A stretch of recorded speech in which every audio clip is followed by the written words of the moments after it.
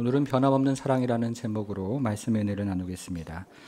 솔로몬과 슐람미 여인의 결혼식은 젖과 꿀이 흐르는 가나안 땅처럼 풍성했고 많은 사람들의 하객으로 참석을 해서 두 사람의 결혼식을 진심으로 축복해 주었습니다.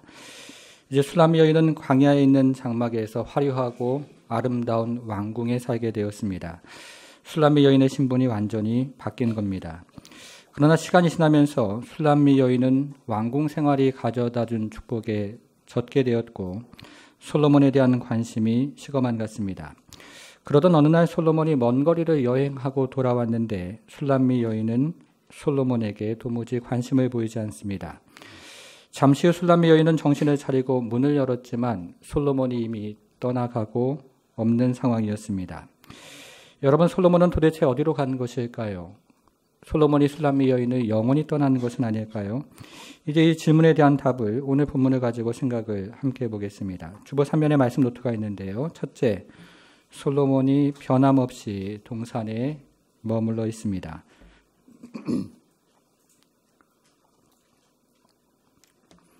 몇 년 전이었습니다. 함께 제자반을 하던 한 자매가 좋은 형제를 만나서 결혼을 하게 되었습니다. 그러던 어느 날 두 사람은 심하게 말다툼을 했고 자매는 집을 나갔습니다. 그래서 남편이 장모에게 전화를 해봐도 연락이 없다고 하고 가까운 친구들에게 전화를 해봐도 연락이 없었다고 합니다. 여러분, 이때 남편이 느끼는 감정은 무엇일까요? 처음에는 무척이나 화가 났다고 합니다. 그런데 시간이 지나면서 점점 불안해지기를 시작합니다. 더군다나 남편의 잘못 때문에 아내가 집을 나갔기 때문에 시간이 지나면서 남편의 불안감은 점점 커져만 갔습니다. 아내는 도대체 어디로 간 것일까요? 아내가 혹 이혼을 결심하고 떠난 것은 아닐까요? 여러분, 이것이 바로 오늘 본문에서 슐람미 여인이 느끼는 감정이었습니다. 슐람미 여인은 불안해졌습니다. 더군다나 슐람미 여인의 무관심 때문에 솔로몬이 집을 떠났기 때문에 시간이 지나면서 슐람미 여인의 불안감은 커져만 갔습니다. 솔로몬은 도대체 어디로 간 것일까요? 솔로몬이 혹 이혼이라도 결심하고 떠난 것은 아닐까요? 그래서 슐람미 여인은 예루살렘 여인들에게 솔로몬을 찾아달라고 매우 간절하게 강청을 했고 예루살렘 여인들은 이렇게 화답을 했습니다. 오늘 본문을 시작하는 6장 1절을 보겠습니다. 여자들 가운데서 예쁜 자야, 내 사랑하는 자가 어디로 갔는지, 내 사랑하는 자가 어디로 돌아갔는가, 우리가 너와 함께 찾으리라. 여러분, 솔로몬은 도대체 어디로 간 것일까요? 솔로몬이 혹 이혼을 결심하고 떠난 것은 아니겠습니까? 그에 대한 답이 2절에 등장을 하는데요. 2절도 한번 보겠습니다. 내 사랑하는 자가 자기 어디로 갔습니까? 동산으로 내려가 향기로운 꽃밭에 이르러서 동산 가운데에서 양떼를 먹이며 백합화를 꺾는구나. 솔로몬은 여전히 동산에 머물러 있었습니다.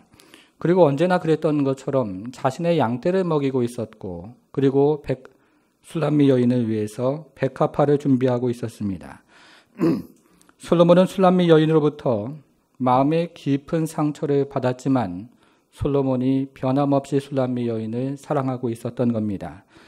그래서 솔로몬은 여전히 자신의 가정 안에 머물러 있었습니다. 제가 앞에서 말씀드린 그 자매는 남편과 심한 말다툼을 한 후에 집을 나갔습니다. 그래서 남편은 이 사람에게 전화를 하면서 연락이 있었는지를 물어보았고 저 사람에게 전화를 하면서 또 연락이 있었는지를 물어보았지만 아무도 아내와 연락이 된 사람이 없었습니다. 여러분, 이때 남편은 얼마나 불안했을까요? 그래서 잠시 후에 자신의 핸드폰에 근처에 있는 찜질방의 이름과 함께 10,000원이라는 물자가 떴습니다. 아내가 급하게 짐을 챙겨 나갔는데 그만 자신의 카드를 가지고 나간 것이 아니고 남편의 신용카드를 가지고 찜질방으로 갔던 겁니다. 그제서야 남편이 안심을 했다는 이야기를 들었습니다. 이제 슐람미 여인은 솔로몬이 동산 안에 머물러 있는 것을 확인하고 안심이 되었습니다. 그리고 결혼식의 언약을 다시 한번 기억합니다. 여러분, 3절이요. 3절을 보겠습니다. 나는 내 사랑하는 자에게 속하였고 내 사랑하는 자는 내게 속하였으며 이것은 결혼의 언약을 기억하는 것인데 여기서는 언약의 순서가 매우 중요합니다. 여기에 등장하는 언약의 순서를 쉽게 풀어서 이야기하면 이렇게 됩니다. 당신이 먼저이어야 하고 내가 나중이어야 합니다. 당신이 우선이어야 하고 내가 다음이어야 합니다. 여러분, 그런데 술람미 여인은 이전에도 이 같은 결혼 언약을 서약한 적이 있는데요.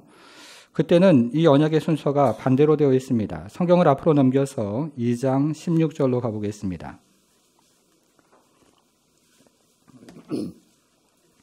자, 2장 16절에 보니까요. 순서가 어떻게 되어 있습니까? 내 사랑하는 자가 내게 속하였고 나는 그에게 속하였도다. 자, 이 순서를 쉽게 풀어서 이야기하면 이것은 이렇게 이야기할 수 있습니다. 내가 먼저이어야 하고 당신이 나중이어야 합니다. 내가 우선이어야 하고 당신이 다음이어야 합니다. 이전에 술람미 여인은 자기중심적인 결혼 생활을 했습니다. 그래서 결혼 생활이 불행해졌습니다. 결혼 생활에 행복이 사라졌고 기쁨이 사라졌습니다. 결혼 생활에 위기가 찾아온 것입니다. 그런데 다행스럽게도 술람미 여인은 불행한 결혼 생활의 원인이 바로 자신 때문인 것을 깨달았습니다. 그래서 지금은 이렇게 언약을 하고 있습니다. 당신이 먼저이고 내가 나중입니다. 당신이 우선이고 내가 다음입니다. 위기 뒤에 지혜를 얻은 것입니다. 성도 여러분, 우리 대부분은 이 술람미 여인과 같은 결혼의 과정을 경험합니다. 우리 이기적인 본성은 결혼 후에도 그대로 이어져서 대부분 우리도 술람미 여인과 같은 결혼의 과정을 경험하는 겁니다. 그래서 우리는 술람미 여인처럼 내가 먼저이고 당신이 나중입니다 라고 가정에서 종종 이야기를 합니다. 그 결과 결혼 생활에 위기를 경험하고 어려움을 경험합니다. 그러나 결혼 생활의 위기가 자신에게 있다는 사실을 깨달은 사람들은 이렇게 말을 하기 시작합니다. 당신이 먼저이어야 하고 내가 나중이어야 합니다. 사랑하는 성도 여러분, 여러분들의 결혼 생활은 어떠십니까? 내가 먼저이고 당신이 나중입니까? 라고 말하고 있습니까? 아니면 당신이 먼저이고 내가 나중입니까? 라고 말을 하고 있습니까? 두 번째를 보겠습니다. 둘째, 솔로몬이 변함없이 술람미 여인을 사랑합니다. 오늘 본문의 두 번째 단락은 솔로몬이 술람미 여인의 아름다움을 한결같이 노래하고 있는 내용입니다. 먼저 솔로몬은 술람미 여인의 아름다움을 이스라엘의 도시에 비유를 하면서 노래를 하고 있습니다. 여러분, 다시 오늘 본문으로 돌아와서요. 아가서 6장 4절을 보겠습니다. 아가서 6장 4절 같이 한번 읽겠습니다. 시작. 내 사랑아, 너는 디르사같이 어렵고 예루살렘같이 곱고 깃발을 세운 군대같이 당당하구나. 여기에 등장하는 디르사와 예루살렘은 북이스라엘과 남유다를 대표하는 가장 아름다운 도시들입니다. 먼저 디르사는 여로보암 시대부터 오므리 왕조가 북왕국의 수도를 사마리아로 옮기는 주전 870년경까지 약 반세기 동안 북왕국의 수도였습니다. 그리고 예루살렘은 다윗 때부터 남유다의 수도였는데요. 이스라엘 백성들의 마음 가운데 세상에서 가장 아름다운 성읍이 바로 예루살렘이었습니다. 그래서 여기에 등장하는 디르사와 예루살렘은 북이스라엘과 남유다를 대표하는 가장 아름다운 도시들이었습니다. 그런데 여기서 말하는 두 도시는 단지 아름답기만 한 도시는 아니었습니다. 이 도시들은 모두 높은 산에 위치한 성읍들이었고 매우 견고한 성벽과 그리고 건물들을 가진 매우 당당한 도시들이었습니다. 그래서 솔로몬은 술람미 여인의 아름다움과 당당함을 도시에 비교하며 이야기를 하고 있습니다. 그런 다음에 솔로몬은 다른 사람들이 쉽게 당시에 이해할 수 있는 목가적인 비유를 사용해서 이 술람미 여인의 아름다움을 좀 더 구체적으로 이야기를 합니다. 이번에는 5절부터 7절을 같이 한번 읽어보겠습니다. 5절부터 7절을 같이 한번 읽겠습니다. 시작. 내 눈이 나를 놀라게 하니 돌이켜 나를 보지 말라. 내 머리털은 길라산 기슭에 누운 염소떼 같고 내 애는 목욕하고 나오는 암양떼 같으니 상태를 가졌구나. 새끼 없는 것은 하나도 없구나. 너희 속에 내 뺨은 성류 한쪽 같구나. 먼저 술람미 여인의 눈은 누가 보아도 놀랄 정도로 아름답습니다. 그리고 술람미 여인의 머리털은 길라앗산 기슭에서 뛰어내리는 염소떼와 같이 찰랑거립니다. 그리고 술람미 여인의 이는 이제 막 목욕을 하고 나온 암양과 같이 싱그럽습니다. 그리고 술람미 여인의 뺨은 석류 한쪽과 같이 불구스름합니다. 여러분, 그런데 우리는 이미 이 같은 표현을 이전에 살펴본 적이 있습니다. 성경을 앞으로 넘겨서 4장으로 가보겠습니다. 아가서 4장 1절부터 3절을 이번에도 같이 한번 읽어보겠습니다. 4장 1절부터 3절을 같이 읽습니다. 시작. 내 사랑 너는 어여쁘고 어여쁘다. 너울 속에 있는 내 눈이 비둘기 같고 내 머리털은 길라앗산 기슭에 눈 염소떼 같구나. 내 이는 목욕장에서 나오는 털 깎인 암양 곧 새끼 없는 것은 하나도 없이 각각 쌍틀에 낳은 양 같구나. 내 입술은 홍색 실 같고 내 입은 어여쁘고 너울 속에 내 뺨은 석류 한쪽 같구나. 우리가 지금 4장 1절부터 3절을 읽었는데요. 여러분, 이때가 언제일까요? 4장 1절에서요. 너울이라는 말을 한번 찾아보시겠습니다. 여기서 너울이라는 말은 이스라엘 여성들이 결혼식 때 썼던 면사포를 의미하기 때문에 우리가 읽은 4장은 솔로몬과 술람미 여인의 결혼식 때를 말하고 있었습니다. 여러분, 그러면 오늘 본문에서 솔로몬이 술람미 여인의 아름다움을 결혼식 때처럼 표현하는 이유는 무엇일까요? 그것은 솔로몬이 변함없이 처음 사랑으로 술람미 여인을 여전히 사랑하고 있다는 뜻입니다. 그것은 솔로몬이 변함없이 결혼식 때처럼 여전히 술람미 여인을 사랑하고 있다는 의미입니다. 여러분, 우리는 지난 시간에 이 부부에게 있었던 결혼의 위기에 대해서 살펴보았습니다. 술람미 여인의 무관심 때문에 결혼 생활에 커다란 위기를 경험했습니다. 여러분, 그러나 그럼에도 불구하고 솔로몬은 여전히 처음 사랑으로 술람미 여인을 사랑하고 있습니다. 그리고 솔로몬은 변함없이 결혼식 때처럼 여전히 술람미 여인을 사랑하고 있습니다. 성도 여러분, 이런 사랑이 과연 이 세상에 있는 것일까요? 여러분, 그런데요, 술람미 여인에 대한 솔로몬의 사랑은 여기서 마무리가 되지 않습니다. 솔로몬은 현재 상황에 어울리는 새로운 내용을 덧붙이면서 술람미 여인에 대한 사랑을 더 이어가고 있습니다. 오늘 본문으로 돌아와서 아가서 6장 8절과 9절을 같이 한번 읽어보겠습니다. 다시 아가서 6장으로 돌아와서요. 8절과 이번에는 9절을 같이 한번 읽겠습니다. 시작. 왕비가 60명이요 후궁이 80명이요 시녀가 무수하되 내 비둘기 내 완전한 자는 하나뿐이로구나.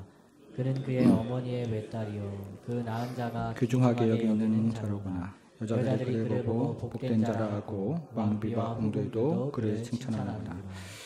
이제 솔로몬은 술람미 여인을 왕궁의 다른 여인들과 비교를 하는데 우리가 읽은 구절을 자세히 읽어보면 모두 세 종류의 여인들이 등장을 합니다. 첫째는 왕비들인데요. 이들은 왕의 공식적인 아내들입니다. 둘째는 후궁들인데 이들은 왕을 위해 후손을 낳아주고 사회적인 역할을 감당하는 첩들이었습니다. 셋째는 시녀들인데 이들은 왕의 여인들을 섬기는 종들이었습니다.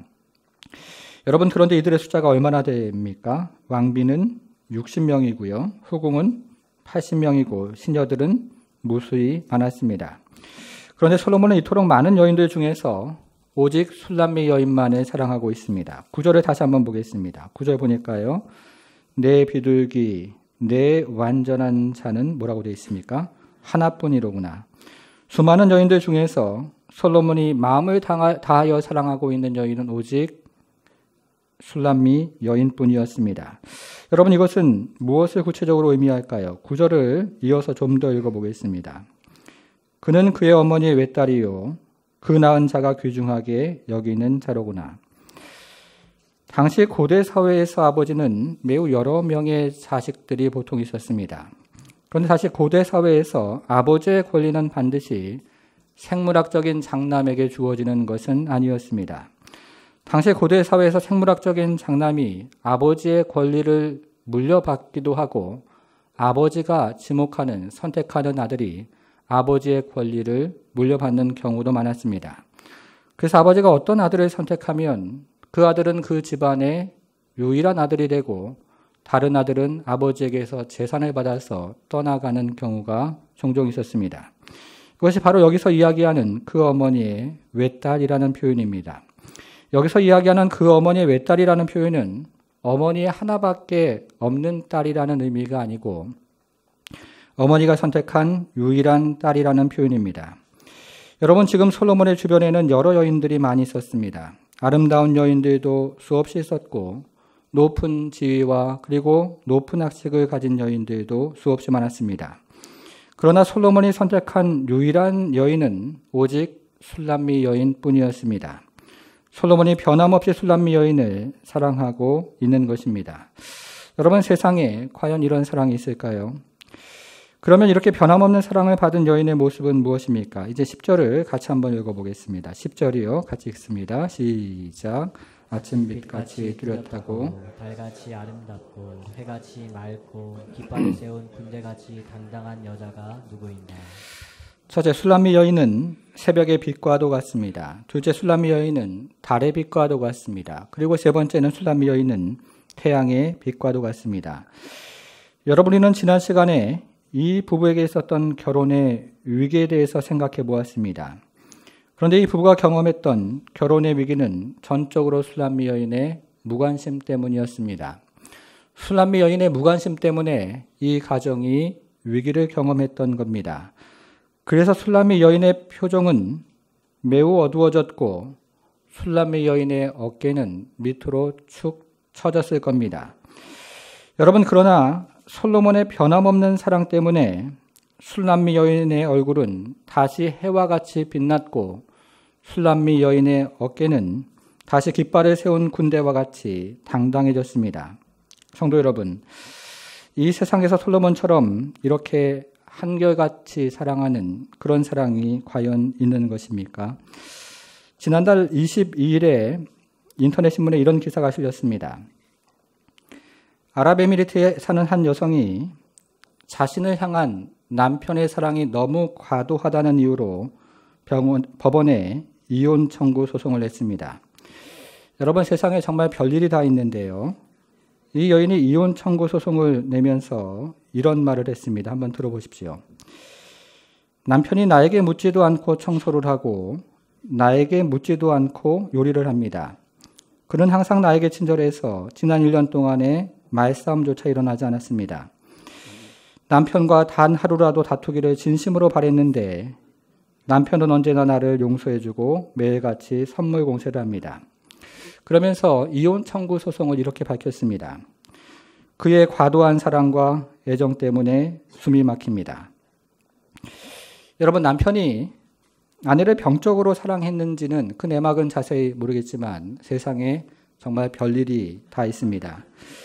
여러분, 오늘 본문에 등장하는 솔로몬의 사랑은 어떻습니까? 오늘 본문에 등장하는 솔로몬의 사랑은 변함이 없습니다. 그리고 한결같습니다. 세상에 과연 이런 사랑이 존재하겠습니까? 이제 솔로몬보다 더 큰 사랑이라는 제목으로 적용을 해보겠습니다. 우리는 앞에서 이 부부에게 있었던 결혼 생활의 위기를 살펴보았습니다. 이 부부가 겪었던 결혼 생활의 위기는 전적으로 술람미 여인의 무관심 때문이었습니다. 여러분, 그러면 무관심의 본질은 무엇일까요? 미국에서 이 스타벅스 커피숍이 성공한 가장 중요한 이유 중의 하나를 무관심이라고 이야기하는 전문가들이 있습니다. 스타벅스에 들어가면 점원들이 최선을 다해서 손님을 맞이해 줍니다. 최선을 다해서 주문을 받고 최선을 다해서 주문받은 상품을 내어줍니다. 그러나 그 후에는 무관심으로 일관합니다. 그러면 손님들은 직원들의 시선으로부터 자유를 얻어 넓은 공간에서 책을 읽기도 하고 글을 쓰기도 합니다. 그리고 혼자서 사색을 하기도 하고 다른 사람들과 대화를 하기도 합니다. 경제학자들은 이런 것을 가리켜서 친절한 무관심이라고 정의합니다. 여러분, 그러나 이같이 의도된 무관심을 제외하면 무관심처럼 이 세상에서 무서운 것이 없습니다. 그래서 제이 토마스라는 사람은 무관심에 대해서 이런 말을 남겼습니다. 칼로 낸 상처보다 말로 낸 상처가 더 아프고 말로 낸 상처보다 무관심의 상처가 더 아프다. 그리고 노벨 평화상을 수상했던 엘리 위첼은 무관심에 대해서 이런 말도 남겼습니다. 무관심으로 인해 인간은 실제로 죽기 전에 이미 죽어버린다. 무관심이 살아있는 사람을 죽은 사람으로 만들어버린다는 뜻입니다. 성도 여러분, 슐람미 여인이 솔로몬을 무관심으로 대했을 때 솔로몬이 느끼는 감정은 무엇이었을까요? 슐람미 여인의 무관심은 솔로몬에게 칼로 낸 상처보다 더 깊은 상처를 내고 말로 낸 상처보다 더 깊은 상처를 남겼을 것입니다. 그리고 슐람미 여인의 무관심은 솔로몬을 살아있으나 이미 죽은 사람으로 만들었을 것입니다. 철저한 무관심이 인격을 죽였던 겁니다. 성도 여러분, 그런데 이것은 하나님에 대한 성도들의 무관심을 정확하게 표현하고 있습니다. 하나님에 대한 성도들의 무관심은 하나님의 마음에 칼로 낸 상처보다 더 깊은 상처를 내고 말로 된 상처보다 더 깊은 상처를 냅니다. 그리고 하나님에 대한 성도들의 무관심은 살아계신 하나님을 죽은 하나님처럼 만들어버립니다. 사랑하는 성도 여러분, 만왕의 왕을 문 밖에 세워둘 때 우리 주님께서 느끼는 감정은 무엇일까요? 이런 핑계를 대고 저런 핑계를 대면서 문을 열어주지 않을 때 우리 주님께서 느끼시는 그 마음에 일어나는 소용돌이치는 감정은 무엇이겠습니까? 그리고 우리가 이런 변명을 대고 저런 변명을 대면서 주님을 문 밖에 세워둘 때 우리 주님의 마음 가운데 일어나는 바로 그 감정은 무엇이겠습니까? 실제로 이스라엘 백성들은 매우 오랜 동안 주님에 대해서 무관심했습니다. 그들이 홍해를 건너 구원을 받을 때에는 잠시 하나님에게 관심을 보였지만 홍해를 건넌 후에는 하나님에 대한 무관심으로 일관했습니다. 그리고 광야에서 고기와 물을 얻었을 때에도 잠시 하나님에 대한 관심을 보였지만 고기와 물을 얻은 후에는 다시 하나님에 대한 무관심으로 일관했습니다. 그리고 가나안 땅을 정복할 때에도 잠시 하나님 앞에 나왔지만 가나안 땅을 정복한 이후에는 하나님에 대한 무관심으로 다시 한번 일관했습니다. 그런데 이 같은 이스라엘 백성들의 무관심은 하나님의 마음에 깊은 상처를 만들었고 살아계신 하나님을 죽은 하나님처럼 취급을 했습니다. 결국 이스라엘 백성들의 무관심 때문에 하나님은 성전을 떠나가셨고 이스라엘 백성들은 바벨론 포로로 끌려가게 되었습니다. 하나님에 대한 무관심의 철저한 대가를 치렀던 겁니다. 여러분, 그래서였을까요? 오늘 본문에 등장하는 슐람미 여인은 자신의 무관심 때문에 솔로몬이 떠나간 것을 깨닫고 무척이나 불안해했습니다. 그리고 이 불안감은 시간이 지나면서 더 커져만 갔습니다. 성도 여러분, 도대체 솔로몬은 어디로 간 것일까요? 솔로몬이 혹 이혼이라도 결심하고 떠나간 것은 아닐까요? 그런데 우리는 여기서 이스라엘 백성들의 역사를 넘어서는 복음의 이야기에 대해서 듣게 됩니다. 여러분 2절을 다시 한번 보시겠습니다. 내 사랑하는 자가 자기 어디로 갔다고요? 다시 한번 동산으로 내려가 향기로운 꽃밭에 이르러서 동산 가운데에서 양떼를 먹이며 백합화를 꺾는구나. 하나님은 여전히 동산에 머물러 계셨습니다. 그리고 언제나 그랬던 것처럼 하나님은 자신의 양떼를 먹이고 있었고 그의 백성들을 위해서 백합화를 준비하고 계셨습니다. 여러분, 그런데 우리가 이 구절을 자세히 묵상해 보면 여기에는 어떤 비난하는 말도 없고 그리고 여기에는 어떤 정죄의 말도 없습니다. 슐람미 여인을 비난하는 말도 등장하지 않고 슐람미 여인을 정죄하는 말도 등장하지 않습니다. 이것을 사도 바울은 그리스도 예수 안에 있는 자에게는 결코 정죄함이 없다는 말로 표현을 했습니다. 여러분, 이것이 바로 복음의 이야기입니다.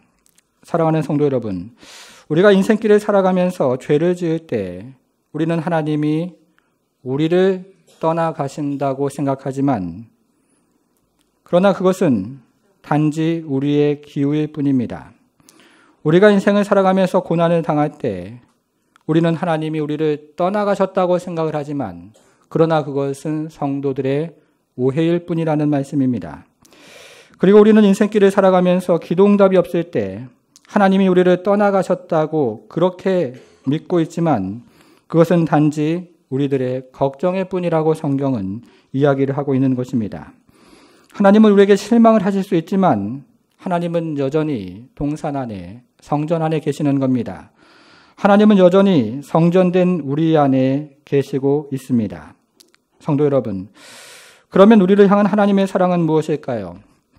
오늘 본문은 술람미 여인에 대한 솔로몬의 사랑을 크게 두 가지로 표현을 하고 있습니다. 다시 한번 성경을 보시겠습니다. 첫째는 4절부터 7절인데요. 4절부터 7절을 한마디로 이야기하면 변함없이 처음 사랑으로 사랑을 하고 있다는 내용입니다. 그리고 둘째는 8절부터 10절인데 이 8절부터 10절을 한마디로 요약을 하면 변함없이 당신만을 사랑하고 있다는 내용입니다. 이것을 한 구절로 요약한 것이 9절이었습니다. 여러분 9절을 다시 한번 보겠습니다. 9절, 내 비둘기, 내 완전한 자는 뭐라고요? 하나뿐이구나. 솔로몬이 마음을 다해 사랑하는 여인은 오직 술람미 여인뿐이었습니다. 여러분, 세상에 과연 이런 사랑이 존재하겠습니까? 그런데 우리가 여기서 반드시 기억해야 하는 사실은 솔로몬의 사랑이 이 세상에 존재하는 가장 큰 사랑이 아니라는 사실입니다. 그러면 솔로몬보다 더 큰 사랑을 보여주신 분은 누구일까요? 이제 화면으로 누가복음 11장 31절을 같이 한번 읽어보겠습니다. 같이 읽습니다. 시작. 심판 때에 ram방 여왕이 일어나 이 세대 사람을 정죄하리니 이는 그가 솔로몬의 지혜로운 말을 들으려고 땅 끝에서 왔음이거니와 솔로몬보다 더 큰 이가 여기 있으며. 자, 마지막에 뭐라고 얘기합니까? 솔로몬보다 더 큰 이가 여기 있으며. 예수님은 자신이 솔로몬보다 더 큰 이라고 말씀을 하셨습니다. 그런데 여기에는 예수님의 사랑이 솔로몬의 사랑보다 더 크다는 뜻도 포함이 되어 있습니다. 여러분, 아가서에 등장하는 솔로몬의 사랑은 너무나 놀랍습니다. 도대체 현실에서 이런 사랑이 있을까라고 생각할 정도로 아가서에 등장하는 솔로몬의 사랑은 매우 놀랍습니다. 여러분, 그러나 우리가 여기서 반드시 기억해야 하는 사실은 솔로몬의 그 사랑보다 더 큰 사랑이 있다는 사실입니다. 솔로몬의 사랑보다 더 큰 사랑, 그것이 바로 우리 구주 예수 그리스도의 사랑인 것입니다. 여러분, 그러면 우리 주님께서 사랑하는 이 사랑의 대상은 누구일까요? 우리 주님이 사랑하는 사랑의 대상은 바로 교회입니다.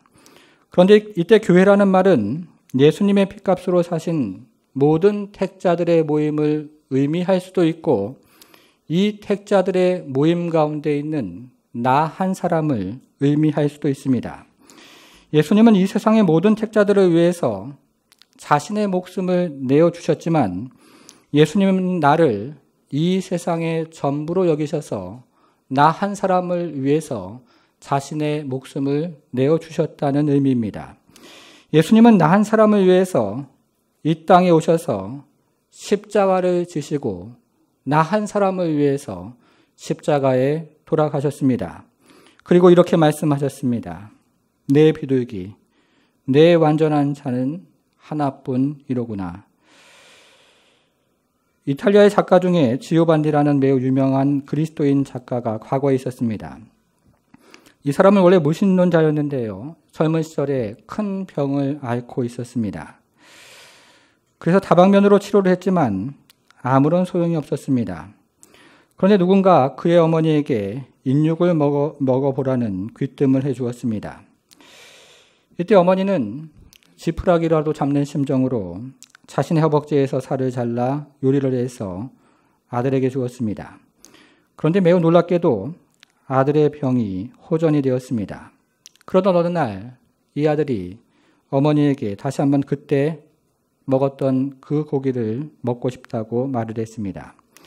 어머니는 몰래 자신의 허벅지 살을 빼다가 그만 동맥을 잘라 정신을 잃게 되었습니다.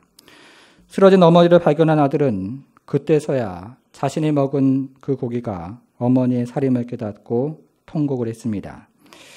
이제 간신히 정신이 든 어머니는 아들에게 이렇게 간곡히 당부를 했습니다.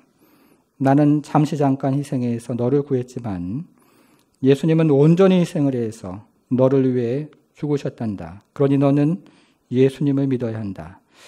이 말을 듣고 아들은 예수 그리스도를 나의 구주, 나의 하나님으로 영접하게 되었고 그 이후에 하나님을 위한 큰 일꾼이 되어 크게 쓰임을 받았습니다.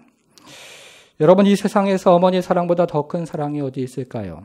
그러나 이 어머니의 사랑보다 더 큰 사랑, 그 사랑이 바로 우리 구주 예수 그리스도의 사랑입니다. 성도 여러분, 여러분들은 정말로 이 사랑을 만나셨습니까? 그리고 정말로 이 사랑을 경험하셨습니까? 이 사랑을 경험한 사람들에게 놀라운 변화들이 일어납니다. 여전히 세상 속에서 살아가지만 이 세상이 전부가 아닌 것을 깨닫고 살아갑니다. 그리고 여전히 세상 속을 살아가지만 이 세상의 관점으로 살아가지 않고 이 세상의 관점으로 나를 판단하지도 않으며 그리고 다른 사람을 판단하지도 않습니다.